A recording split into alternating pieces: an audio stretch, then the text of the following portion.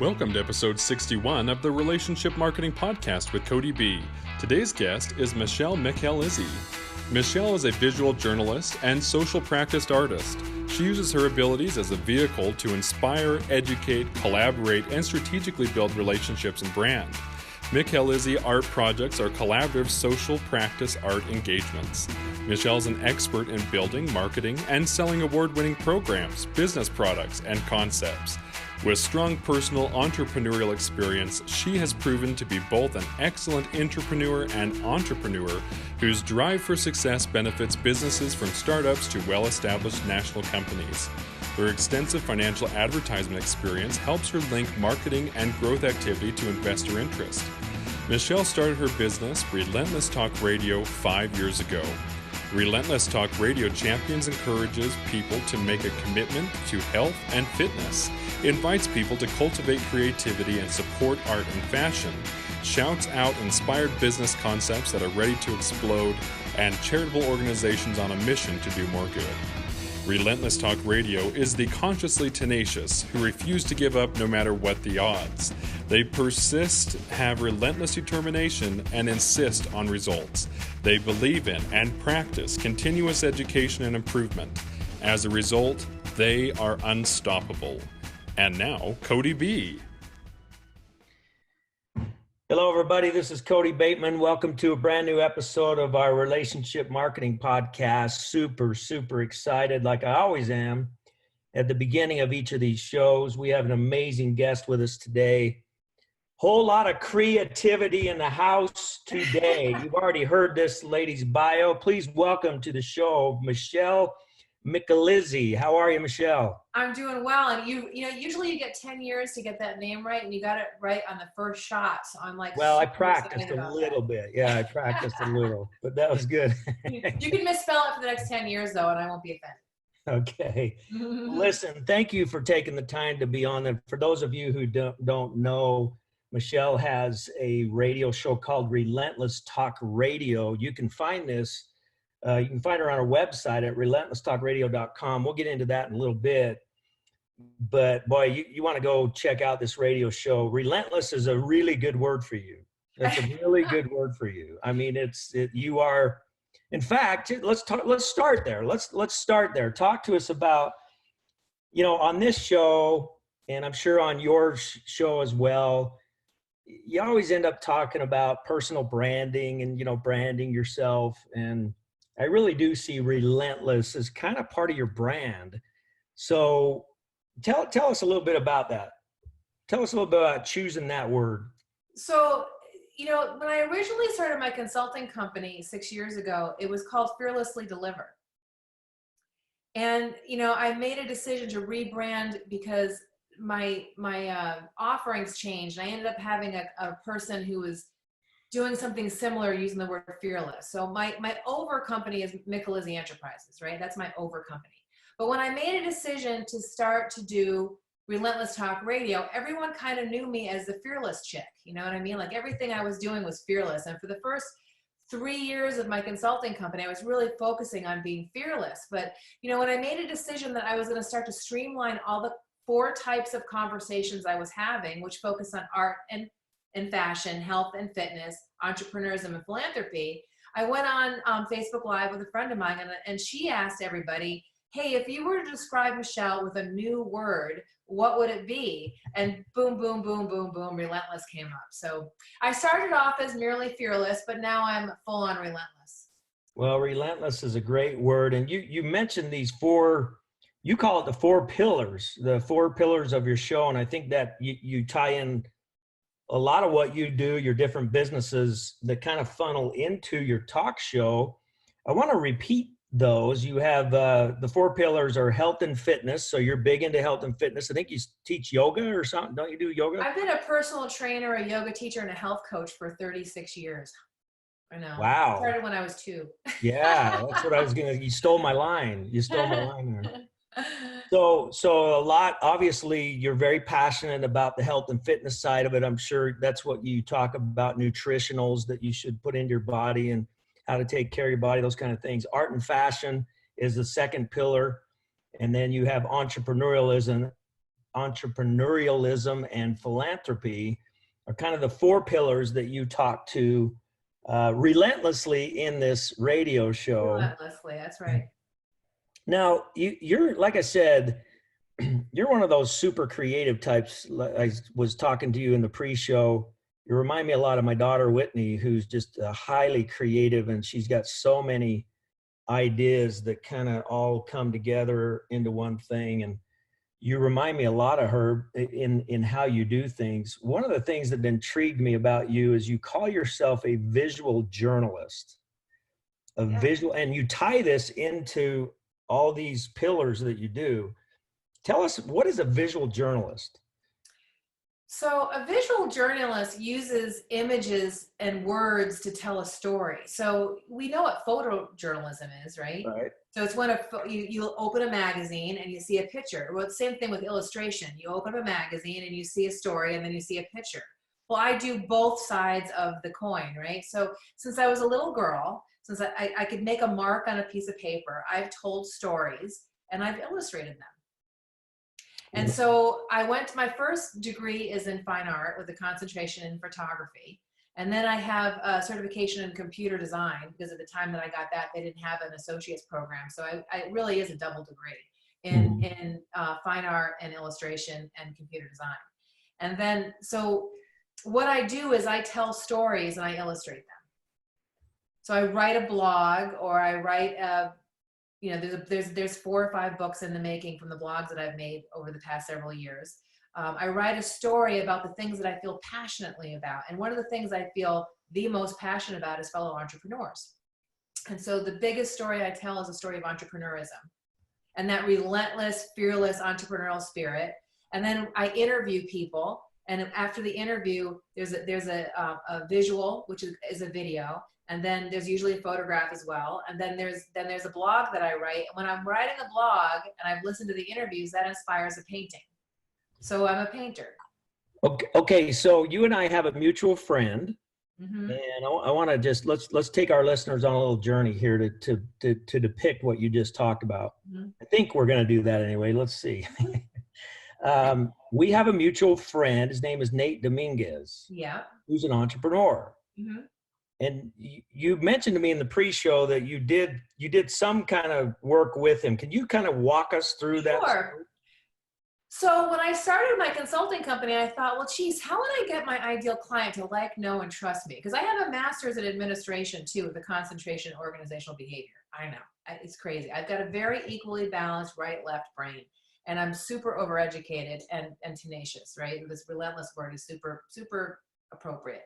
So I'm on a plane on the way back from Maine, and I've just started my consulting company, which was called Fearlessly Deliver at the time. It's now called Micalizzi Enterprises.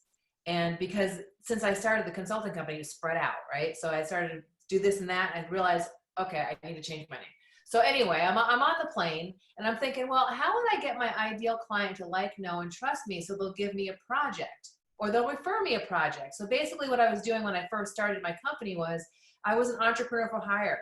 So if you had like some crazy project that you were just pulling your hair out late at night, and you were an entrepreneur and you were just saying, oh my God, I wish I had someone who would just take this project for me to do it.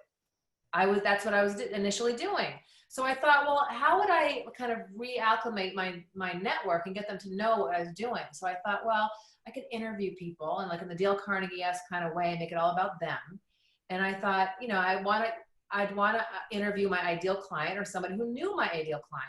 So of course, Nate Dominguez was the first person that came to mind, because Nate is a good friend of mine and he's the director of B&I here in Arizona. So when I got off the plane, as we're walking to baggage check, I'm calling Nate. I'm like, hey, Nate, I got this wacky idea. Would you be open to being interviewed? I'm going to put it on YouTube, and then I'm going to write a blog, and then I'm going to make a painting. And he said, sure. So Nate was actually the first person I interviewed for the Art of Fearlessly Doing Business series that I do. And his show was in May of 2015 with the 9 Gallery. So if you had told me when I was in art school that it would take business school, starting 6 businesses and moving to Arizona and opening a consulting company to finally have an art show, that was a solo show that 3/4 of the way sold out before I even opened, I would have told you probably around, I don't know, doing drugs or something. I said, how would that possibly happen? So that kind of started the ball rolling. And so if you go to Micalizzi, Micalizzi enterprises.com/Nate Dominguez, you can read Nate's story. And what I thought was so interesting about Nate was when I asked him what was the thing he feared the most when he started his company, he said, public speaking. Yeah. And so his whole painting is about his fear of public speaking. So how long does it take you to paint, to do the painting? How long does it take you to do that? Well, you know, it's interesting. The paintings go quick. The paintings usually happen in about a day, right? So depending upon how detailed the painting ends up being. I never know what the painting is going to be until I write the blog. But I would say between 3 and 15 hours. And how do you present once you get this painting done? How did you first present that painting to Nate? So Nate doesn't actually physically see the painting until there's an art opening. So he sees, once the painting's done, I'll post the blog with the painting. It goes out to my network. And Nate then gets a card. He gets a send-out card with the picture of his painting on it. Isn't that? So send-out cards has been a big part of my story since I arrived in Arizona, really. But I knew about it when I was back east, but it wasn't until I met Nate. He was in one of my BNI chapters, and he kept on saying this send-out card thing, and I thought, well, let me take a look at it. And so initially, I would use send-out cards. I used to do a lot of big events, and I would use send-out cards to invite people to all my events. And then I started doing Christmas cards and that kind of thing. Then, of course, when I started to do the Art of Fearlessly Doing Business series, all the entrepreneurs who I interview on my show get a card with their painting on it. Oh, wow. Okay, so I want to go back to Nate. You sent him a card. Yeah. His painting on the card. Yep. So what happened? What happened then? Well, then he sees the painting and he thinks, well, gee, I might want to buy it. And so Nate actually did buy his painting. Truth be told, he didn't buy it right away. But honestly, I kept Nate's painting in a closet for him. And I showed it, but it really would have taken somebody super special for me to sell it because I knew that Nate wanted it. So the painting, I think, is actually hanging in Nate's office right now. So when you do these paintings, is it your intention to sell the painting, or is it your intention to make a connection with somebody? My intention with everything that I do, when I distill it down to its core essence, whether it's making art or it's lining people up with health and fitness solutions that are good for them, or it's promoting a philanthropy project that's raising money for charity, I lift up and encourage others to discover their best. That's what I do. And I'm actually directly doing that by interviewing somebody to pull it out of them, or I'm sharing something like Nate Dominguez's story to encourage people to get out there and speak. Well, and here's the reason I'm going down this road with you is because a lot of our listeners are listening to this saying, wow, this lady spends a lot of time creating connection with people. I mean, you write a story about them, you make a painting about them. You put, and you said 3 to 15 hours. And that's just in the painting. I mean, when you think about what it took to meet Nate, okay, I had to come to Arizona. I had to seek him out. Nate's a super busy dude. It took us 3 years to talk. Yeah. I had to join BNI, create a relationship with him, refer him business, meet his kids, kiss his wife, right? Right. Listen to him do his 25-second commercial for years, right? And then by the time I'm walking through the airport with my laptop under my armpit and I'm saying, hey, Nate, I got this wacky idea. He's like, sure. Because everything is about relationship management. It is. And it's interesting because as I hear you talk about this, you hear people say all the time, it's not about the destination in life. It's about the what? It's about the journey. Right. Well, as I listen to you talk about creating relationships, the same thing applies there. It's in building a relationship. It's not about the destination. It's not about what you're going to end up gaining out of the relationship at the end.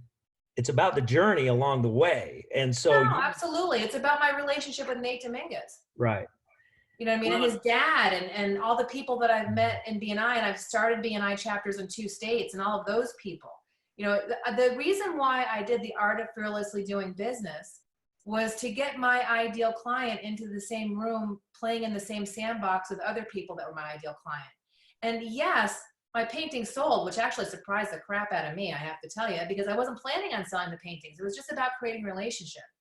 But the paintings did sell. And what ended up happening was it redirected my entire direction of my business. I've stopped taking on consulting projects completely at this point. Wow. Because because what I've, and this is kind of, people would say, Michelle, what is it that you do anyway? You know, and I'm like, okay, well, I'm a painter and I sell paintings. I'm a consultant, and one of the main things that I do is help people to do relationship management. That really, when you distill everything down to what I do as a consultant, it all comes down to that. I'm a health and fitness expert. I'm a personal trainer. I'm a yoga teacher. I'm a health coach. I have a nutrition partner I believe in very strongly. I want to end physical and financial suffering for as many people as I possibly can in that part of my business. You know, I'm a philanthropist. I give money. I raise money. 10% of all the paintings is gifted to charity. I have one project where 100% of the proceeds goes to charity. So people used to say, well, Michelle, pick one thing. And I'd be like, this is the one thing. You know, that book, pick what's the one thing that you can do, right? Well, I think that a lot of people get confused about this because they think that, okay, I am a real estate person. I am a fill in the blank, right? And that's all that anyone ever sees of them. And that's not really a great way to build relationships, is it? Because nobody is just a real estate agent. I hope not anyway. I mean, geez, that's pretty boring, right? You're a father and a skier and a biker and a painter and you're all these other things that you are. And so really what it came down to is based upon how I shared my art, my Renaissance-esque, my polymath, that's what a polymath is, a Renaissance person, you know, where I have equally balanced skill sets in lots of different areas and not just skill sets. I have a lot of experience in all those areas. So I created Relentless Talk Radio to say, hey, go to relentlesstalkradio.com and you'll hear me talk about the 4 pillars, which are health and fitness, art and fashion, entrepreneurism, and philanthropy. So what I do is I lift up and encourage others to discover their best. That's what you do. That's what I do. The last sentence. That's what I do. The tools I use are irrelevant. Okay, say that sentence again, because I want to make sure our listeners hear what you're saying. So that last sentence you gave, that's who you are. What is it? I lift up and encourage others to discover their best. Okay, now that's who you are, and that's what you do. Yep. Now I want to make sure again that our listeners are tune in, everybody. If you're running on a treadmill right now or you're driving in a car, just tune in, listen. You know, just listen to this. So what Michelle has done is she's passionate about a lot of things. You're passionate about health and fitness. You're passionate about art and fashion. You're an artist. You're passionate about entrepreneurialism. You're passionate about relationship building. You're passionate about philanthropy. And like, you can't turn those things off. Like you're passionate about all those things. And so it's as simple as taking all of those expertises that you have and channeling it into the one thing, which is to empower people to greatness. You have a radio show that helps you do that. My goodness, I'm just incredibly inspired to listen to this. Because you're right, people don't get this. People think that they have to build this little box around them that says, I am a one thing. I am a whatever, like you said. People will say, well, Michelle, how do you make money? And I say, well, I'm super smart. I make it in a lot of different ways. So you've I have a lot of different funnels, right? Yeah, you've monetized health and fitness. Right. You've monetized art and fashion, obviously. Obviously, you've monetized entrepreneurialism with your consulting and different things. I know you're involved with my company, Send Out Cards. So, you know, you're monetizing relationship building. It's amazing. And with philanthropy, what I do is I have a project called Micalizzi Gives. And what I do with that project this year, I've done it in this way a couple times, and I'm really deciding to move forward in this way, is I feature one charity. I'm doing 10 charities this year. So once a month, I feature a charity and I tell the charity's story.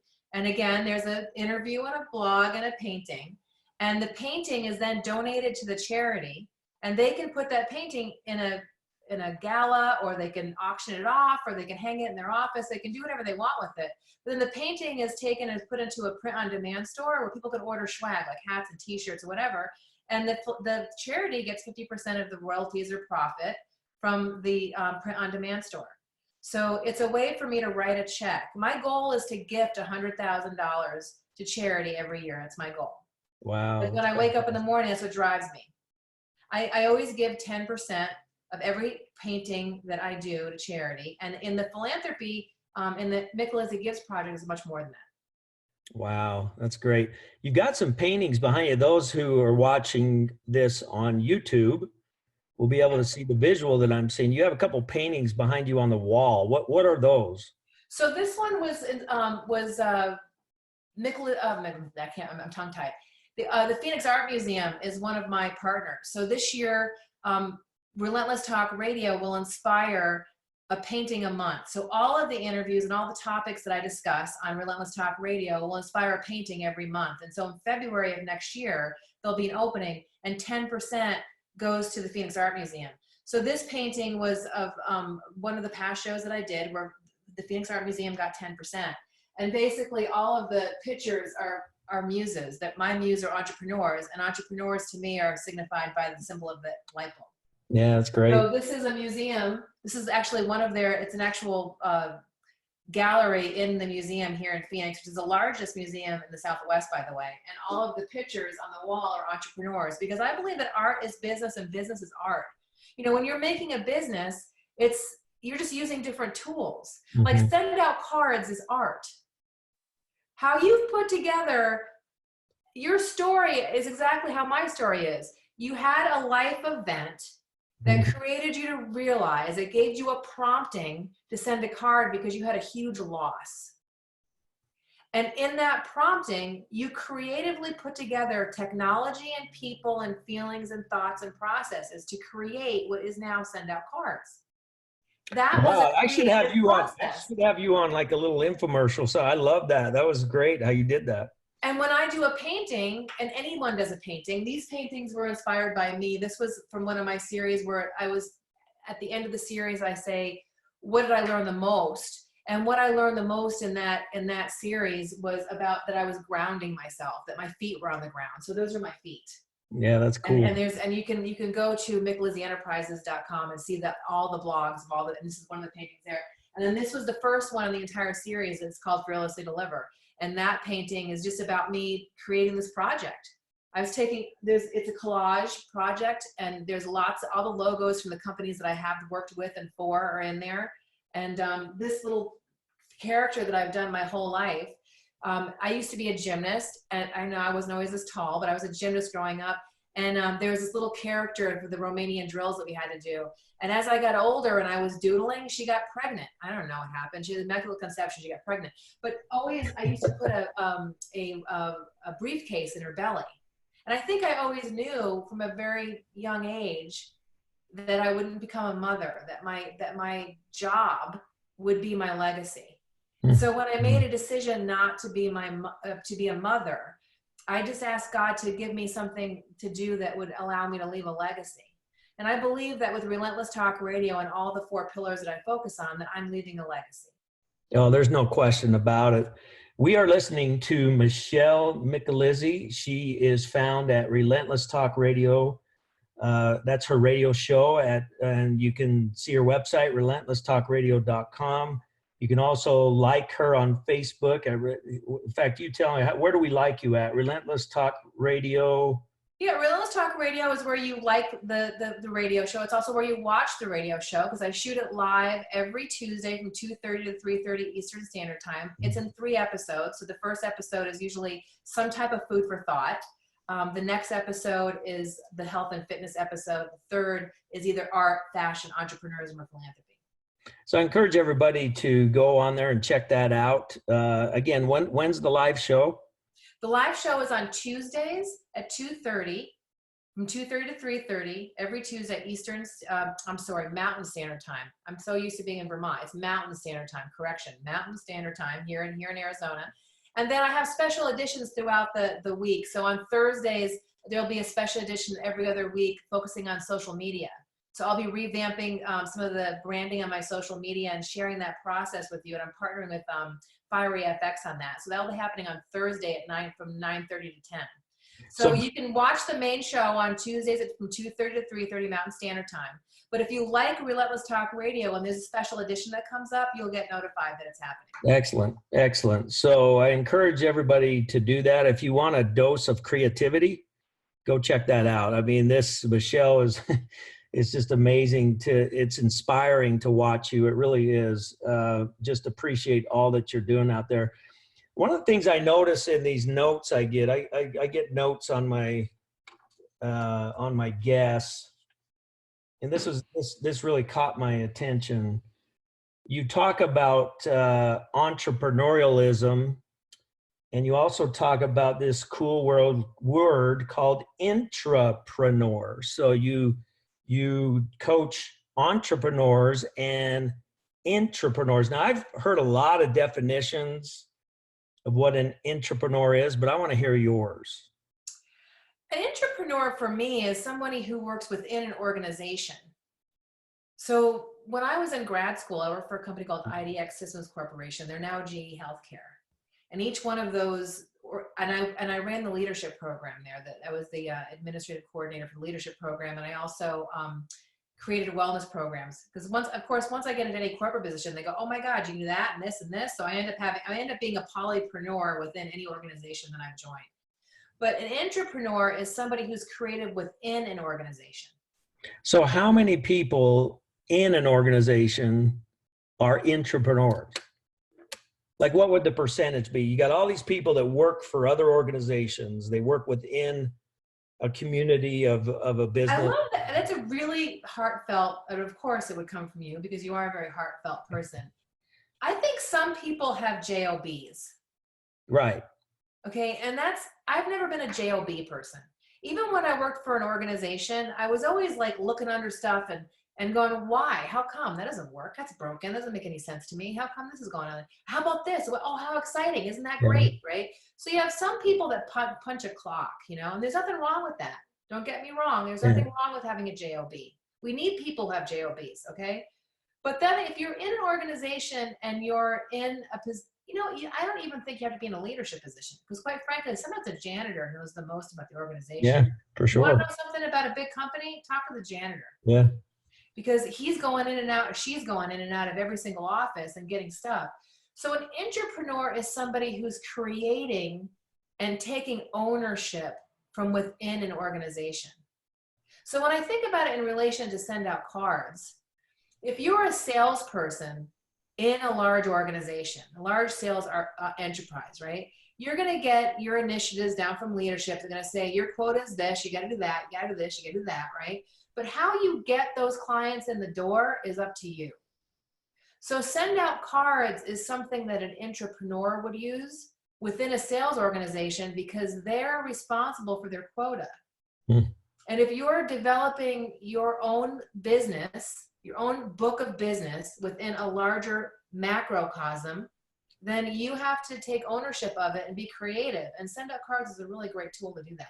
Whether you're selling cars or you're selling medical software or whatever, I think send out cards is a no-brainer for anybody who's selling or anybody who's building relationships with people.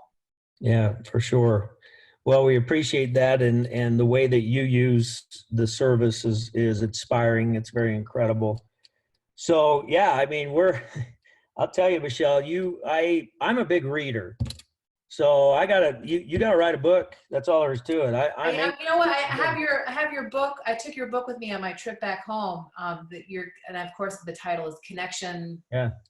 I had sitting too far away for me to grab it. I should have grabbed it before I got on the broadcast. But I think that, you've created something really special. And what I love about what you're doing is that it's a tool to end financial pain for people as well. Yeah. I love Jordan Adler is a good friend of mine. He's, Nate and Jordan and I are both in a BNI together. That's how we met. You came and spoke at a BNI. Yeah. And I think that what you're doing is super important for two reasons. One, you're literally putting food on the table of some people's tables, okay? Because you're creating an opportunity for them to get clients. Mm-hmm. But you're also created a tool for people to make a living. I mean, Jordan Adler is a perfect example. I loved his post today where he's out with Richard Branson getting prepared to go to the moon. Or I haven't even paid attention that close to what he's doing, but I know he's doing something astronaut related. And I chuckled this morning when I saw it. Isn't that flipping awesome? How cool is that? And of course, Branson had his book on the on the bed. So I will be taking the podcast at the blogs that I've written over the past 5 years, and they're currently being edited for a book right now. But I will be doing a forward in that book that's kind of describing what relationship marketing really is. And, you know, I think that people think that marketing is like a dirty word. Okay. Mm-hmm. And people would say to me, Michelle, how did you get to be this way? I said, well, listen, my dad had a bicycle shop growing up in Vermont. And if you came in to get your bike fixed from my dad, you had like an hour or two, and they would say to my dad, where should I go have lunch while you're fixing my bike? And he would take him out of the parking lot and he'd point up the hill and he'd say, go to Gill's and get a grinder. Tell him for the one that Frank likes best. And he would send a bazillion people up the hill to Gill's while they were getting their bikes fixed. Now, was that relationship management? Was that networking? Was that marketing? No, it was my dad telling people where the best grinder was. I mean, it was completely about one person asking a question and another person giving a heartfelt response. And if you really think about it, the people that are most successful in business and in life are the ones that are more concerned about the relationship. The relationship is the art. I'm a social practice artist. It's not about the finished painting. It's about the relationships that are created and built and the synergies that happen in the process of people meeting and learning about others through the work that I create. My biggest product is this conversation, you and I having it. The fact that I can monetize it has just been the way I'm wired, I guess. You know what I mean? Like, I want to live my life leaving a legacy, doing things I believe in. And so. Well, you're doing a great job at that, Michelle. You really are. You and I met at the B&I event in Arizona just a couple of months ago, right? It was about a year ago, actually, when you came forward, just after Paragon launched. You came and spoke. And you and I are both busy people. Yeah. And I'm looking forward to having you on Relentless Talk Radio too. I've put in my dibs for November, but you can talk to your admins about when they can squeeze you in. But thank you. I'd be honored. And we resonated right away, and so I knew that I wanted to get on here and kind of tell you the unique way that I send out cards. Well, I use it for all my business stuff, all my personal stuff. It's right on my phone. It's so easy. If you're in business and you're not using send out cards, you're just really, I mean, where else can you send unlimited cards for $97? Nowhere. I mean, let's talk about your balance sheet for just a second. I mean, if you're doing any kind of print marketing, which a lot of businesses are, and you're ordering a stack of cards like I used to for my salon back east. I owned a salon back east, and I had 12 hairdressers working for me, and I used to design, because I have that graphic design problem. I would design a bunch of cards, and then my stylist would send out thank you cards from their desk. After the person left, they would send out the card, right? Well, if I had to send out cards when I was in Vermont, everybody would have had to send out cards on their phone. And when their client left, they would have been a picture of the person getting their hair cut with the stylist, was my profile picture, and still is today, me and my hairstylist, saying, thanks for coming in. I appreciate your haircut. I look forward to seeing what happens with little Bobby when he graduates from college. And we'll see you on Tuesday the 15th for your next haircut. Why would you not do that? Right, exactly. If you cut 100 people's hair in a month, and you sent out a card, you bought the card, or you designed it, you had it printed from Vistaprint or some other affordable place, you put a stamp on it and you sent it. Number one, the time, energy, and design ability that would take to do that. But the cost of it, $97. I mean, you're crazy not to do that. I mean, you're literally insane. If you're a pest control company and you're not saying thank you for the termite job you just got, and you're not reminding your customer every year what another year is dicked down on their termite renewal, they need to renew their termites. Because what happens is 5 years later, they don't remember who did their termites. That's right. So, I mean, if you're anybody that has an appointment-based business, or you're anybody who's doing anything with people, which is all of us, right? Because unless you're working with robots, someone's got to pull their credit card out and pay you. If you're working with anybody that has people involved, if you're not using send out cards, you're just silly. Yeah. Well, we sure Why would appreciate you it. Like I not said, do it? your summary of all that is absolutely beautiful, and I appreciate you sharing that with us. It's just an incredible thing that we're all striving to do out there, which is just making genuine human connection with other human beings and encouraging them, lifting them up, buoying them up. I say in speeches all the time, there are things in this life that only you can do. And I really believe that. Amen. I really believe that. 100%. There's people at certain times in their life that only you can reach. 100%. Positivity that they need to get them out of a hole or to get them to a new level. And that's a huge responsibility on all of us as human beings, is we got to take that seriously.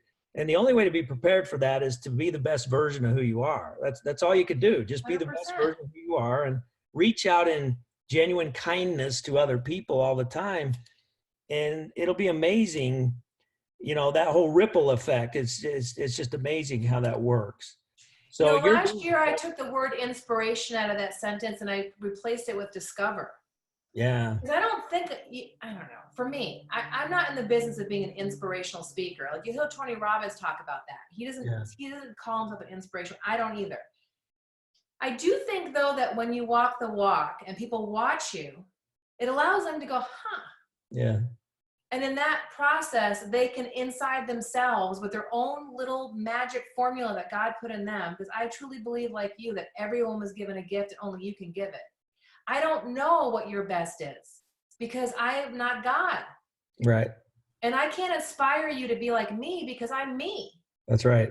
But I can be the example of what it looks like to be relentless. Yeah, that's right. You know what I mean? And I can share other people's stories that bump along too. Because if anybody thinks this thing is like, well, you do this, then this happens, and this happens, and this happens. It's not like that. It's kind of like a big bowl of spaghetti being an entrepreneur. And quite frankly, even if you're an entrepreneur or you have a job, like there's no straight line to happiness. You have to just kind of bump along and discover what works best for you. Yeah, for sure. Well, I'll tell you, we sure appreciate you being relentless, and you were relentless on the show. You were true to form as to who you are.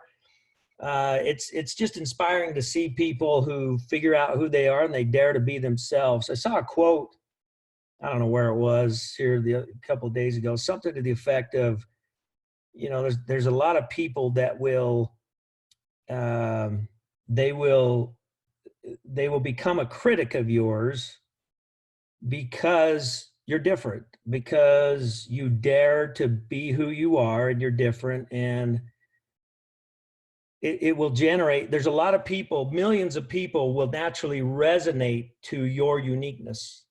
Mm-hmm. There's a lot of other people that will come in with, naysaying or come in with, with a critical mind. Yeah. But here's the saying that I saw that I thought was real interesting. Most of the people that are critical of your uniqueness are critical of you because they don't have the courage to express their own uniqueness. And that's why they're critical of you who are unique. I think that's true. And I also think that hurting people hurt. So whenever I've been in a situation where someone's lashed out at me, and believe me, like my whole life, whether it's been my appearance, I'm a bikini competitor, I'm tall, I'm dark, I try to be more soft-spoken, but I kind of not, you know what I mean? Like I'm just the way I am, right? Yep. And I think what happens is people will get like the king of the hill syndrome with me. They just want to knock me off just because they think I'm bigger than they are. Yeah. And what I've discovered over time about not letting that deter me is two things. One, hurting people hurt. And if someone is spending their energy knocking you down, it's because there's something in them that's broken. Yeah. There's something in them that deserves your kindness. And I know that people don't get that. They think that when someone's being a jerk to you, you got to push back. Yeah. And I remember I got sober 20 years ago. 20 years ago, June 1st, God willing, right? And I remember hearing somebody say, I knew I had grown when I got to the stoplight and I let everybody else go first. Wow. You know, and I think that's what's happened for me professionally too. Like the naysayers, I just kind of nod and keep walking at this point. Yeah. You know what I mean? Because I know that if you're taking your time out to knock me down, it's because you're hurting. Yeah. And for that, I have compassion for you. That's really good. That's really, really good. I appreciate it. Our listeners appreciate hearing that. It's a great closing comment. That's a great way to end our show today. Such an incredible message from Michelle Micalizzi. Find her on relentlesstalkradio.com. If you want to see some creativity and some passion and that kind of stuff, go check her out. Appreciate all that you do, my friend, and keep on doing what you're doing. And look forward to being on your show here in a couple months. Awesome. And we'll just keep the cause moving, huh? And I look forward to seeing you when you're in Phoenix again at some point, Scottsdale, Phoenix. It'd be good to see you. Let me know where you're going to be. I'll make sure I show up with my pom-poms. Well, we appreciate that very much. Thank you, everybody. Appreciate you being on our this episode this week. Stay tuned. We come on here every week. We got incredible guests every single time they come on. And we're just out there trying to help people be nice to each other. Take care now. We'll see you. Thanks a lot, Cody. Have a great day. Thank you very much for having me on. Thank you. If you have enjoyed this episode of the Relationship Marketing Podcast with Cody B, be sure to subscribe to the show and leave a review so that together we can get this message, The Power of Human Connection, out to the world. You can find Cody's new book, The Power of Human Connection, on Amazon or the Send Out Cards gift store.